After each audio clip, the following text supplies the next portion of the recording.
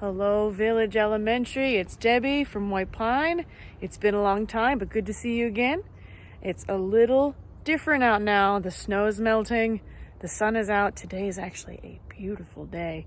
And it's dawning on an age called mud season. And during mud season is a really good time that we can look for wildlife tracks. So today, I'm going to make a little video for you all to learn about tracking, how to find tracks, and what to look for. So I'm out here on trails that I like to walk near my house. That's why I have my buff on, in case anybody walks by. And I have a place here that is super muddy. And a lot of this woods, there's some big muddy spots. So when there's no snow to look for tracks or wildlife tracks, I go to what I call track traps, or muddy places where people and their dogs walk and other creatures walk, or sandy places. But right here, I have this big, squishy, mucky, muddy trail that I've been walking on. And this is a track trap that I go to see if anybody has left some cool tracks behind. And I'd like to show you a way that it's cool to find tracks, but then this is how we like to tell other people, hey, there's something cool right here, and I'd like you to see it. Check it out with me. So I was walking along my muddy path, and I almost stepped on a really beautiful track. And the problem is, if you step on a track, it's gone forever. And all you got is a footprint, not what the wildlife had left behind.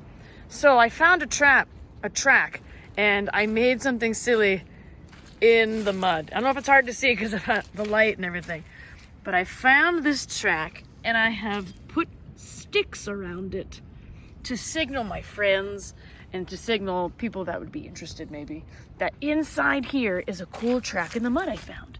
So if you go on a bird's eye view to my stick circle, you'll see that there's this beautiful heel pad here, 2 toes in the outside and 2 toes in the middle, a little bit of claw marks, and yeah, there's a beautiful dog track here that looks really good. It looks just like the ones that you might see in the textbook or an ID card.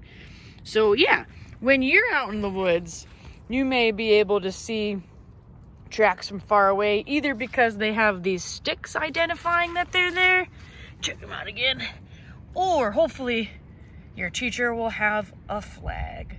All right, so I've moved down the trail a bit looking for more track traps, or just places that are good on the ground for animals to press their feet into and make a good track impression or find. So snow counts, sand, and mud. And just because winter's just ending now, I found a beautiful little snowy spot right here that there might be some tracks left. So come check out what I found. So there wasn't much left in the way of snow here. The fields behind me is pretty much all thawed out and all the snow is melted. But there's this little spot back here that I found these curious tracks, and I'm very excited to find some tracks. And again, if I was with my friends or classmates and we're looking for tracks, if we have a snow like this, maybe the end of the month or early into spring, there might be some snow left, I would do this. I would draw a circle with my finger around the track to be like, hey, inside that circle, there's something really cool, and I want you to check it out. Now, again, if you see, a flag or a circular marking or a stick circular marking, that means inside that, we're just meant to look with our eyes and not touch anything inside. So I'll show you what happens. Here's a really old dog track, and they're huge, like they're pretty much the size of my hand. That's how big and thawed out and old these tracks are. But say I saw it was really cool and I wanted to show my friends, but someone didn't see it or wasn't paying attention and just stepped on it. And all of a sudden, the track is now gone forever.